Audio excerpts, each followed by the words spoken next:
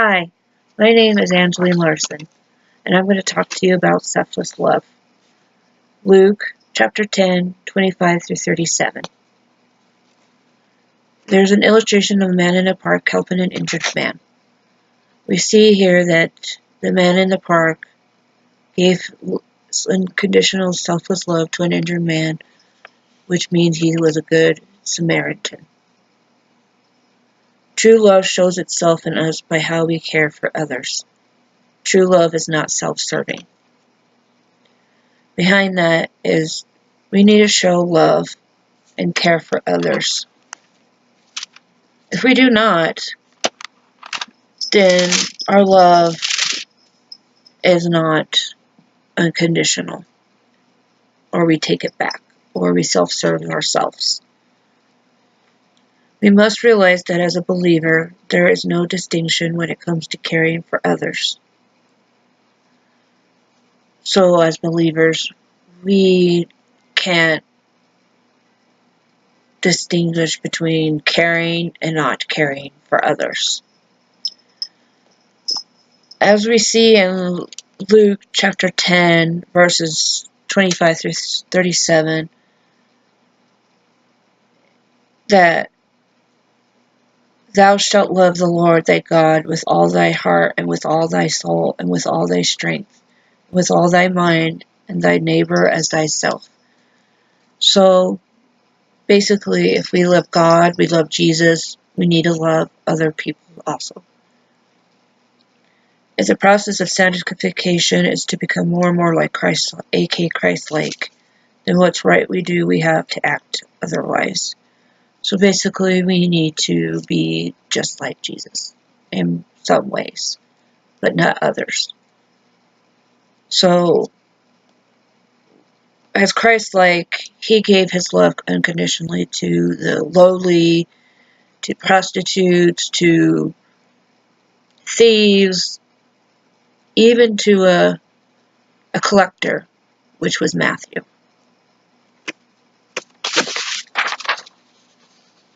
All of us should practice the selflessness of love.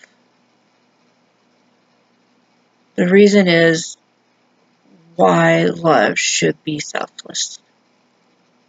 The key word is explanations. Selfless love is life-giving, like Luke 10:25 through 28. We should treat others with the same level of grace and respect that Christ has offered us. The level in which we express life-giving love to others is reflective of kingdom identity and how we love God.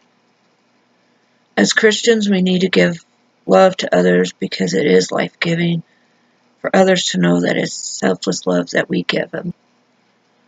So, we need to give selfless love because there's people out there that aren't loved by others. Selfless love is intentional. We are to intentionally seek to serve others without seeking anything in return, just like the Samaritan in the park helping the injured man. He didn't ask for anything in return for giving help to him. He did it out of his kindness of his heart and the understanding that God and us are the same, of giving love to others. God uses unlikely people to display his intentionality, just like this lady in Lowe's, where this person in front of her didn't have the correct change or what she owed for her purchases. So the good lady behind her paid for it, paid her, or paid what she owed, but didn't ask for anything in return because she was doing it out of the kindness of her heart. Selfless love is indiscriminate. Luke 10:37. There are no limits to whom is worthy of our love and service. The foundation of our kingdom identity are rooted in how we exhibit Christ-like love to others.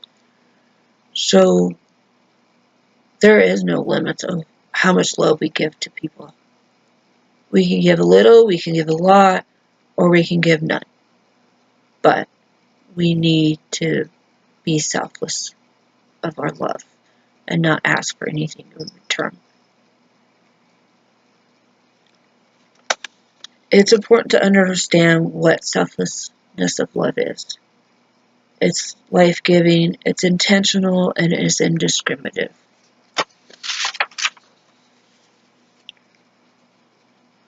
As a disciple maker on a mission, we have not right to decide on who we treat as our neighbor. We should seek the love of others as we are loving a clone of ourselves. So we cannot decide how we treat anybody, our neighbors. Like Jesus said, if you get slapped on one cheek, turn the other cheek. Don't give in to hate, but love. As the story of the Good Samaritan teaches us that love for God will express itself in a way we care for others, such as serving in the soup kitchen, making dinner for somebody, bringing somebody into your home. Love is always around us. As Christians, we need to practice selfless love, so to show others what it means to be loved unconditionally and never take the love we give back. In closing, I hope that all out there will practice selfless love. Thank you.